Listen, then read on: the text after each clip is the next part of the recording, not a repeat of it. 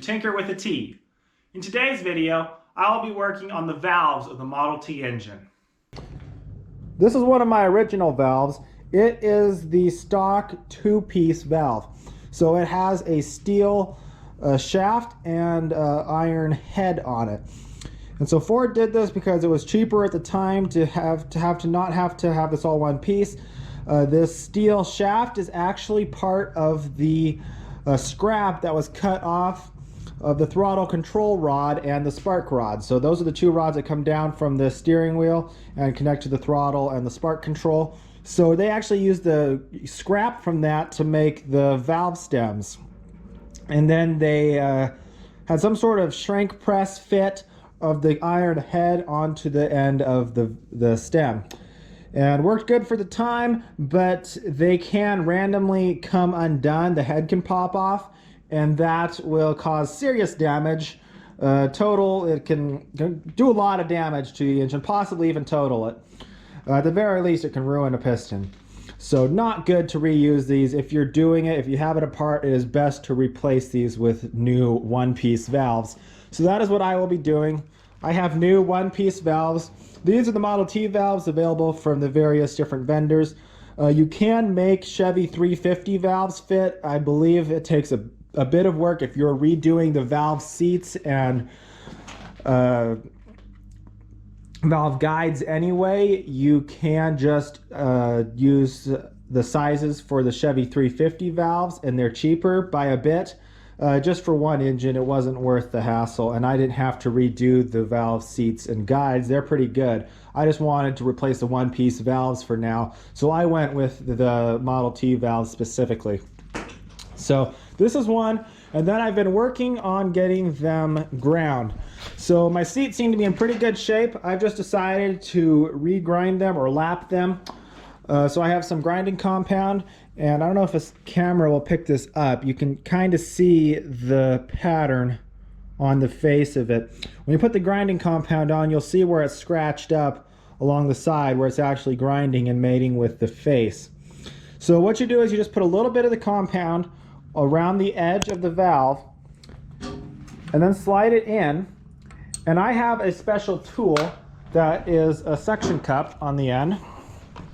Here it is. It's just a basic, available at any auto parts store, and it just suction cups to the top of it, and then you can turn the valve and that grinds the seat.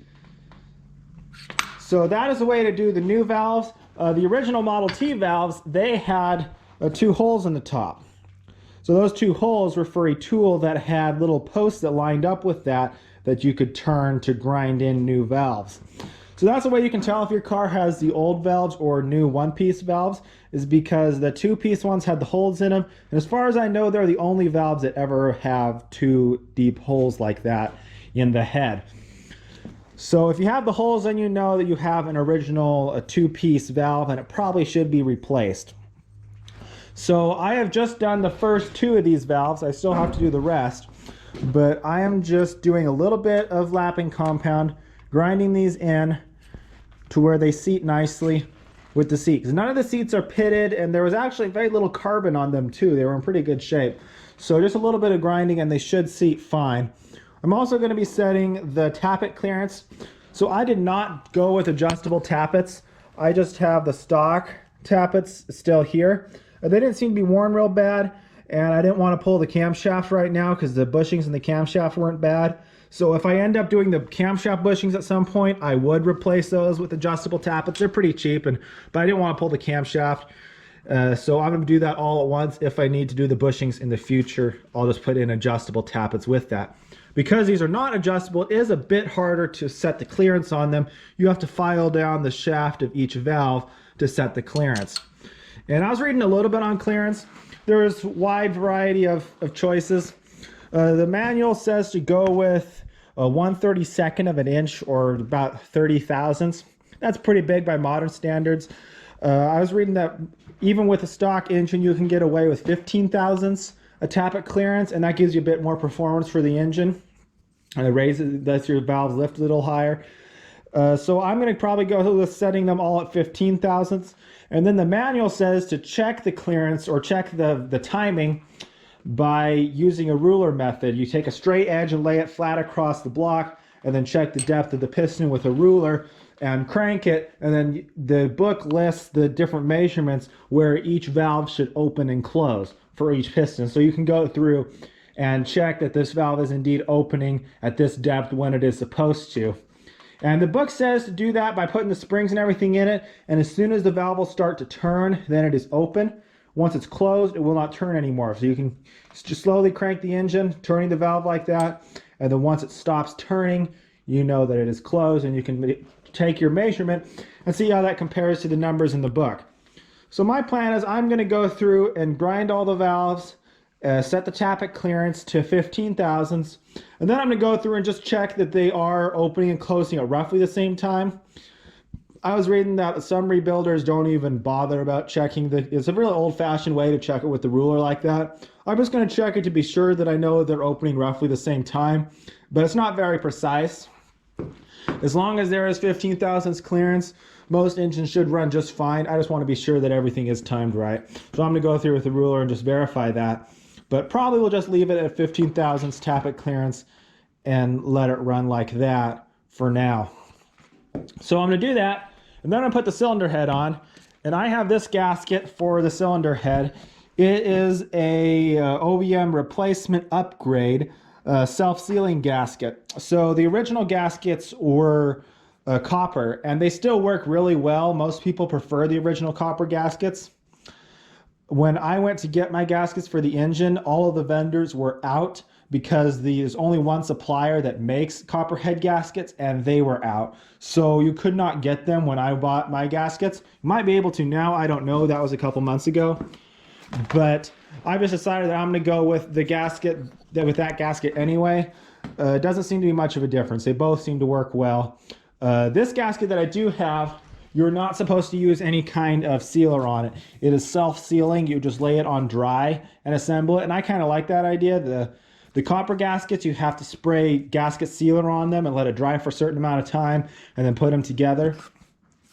And they do work really well, the copper head gaskets. It's a performance upgrade for racing engines today to have copper head gaskets because they distribute the heat better. But there's not much heat in the Model T, so it doesn't really make much of a difference for performance in this car. And so I'm going to go with this. It should seal really well, and we'll see how it goes. In the future, if I have to redo it again, I probably will try a copper head gasket just because I think it's kind of cool. But I'm going to go with that for now because it's what I have. So I'm going to get the valves ground, set the tappet clearance, check them with the ruler, and then install the head.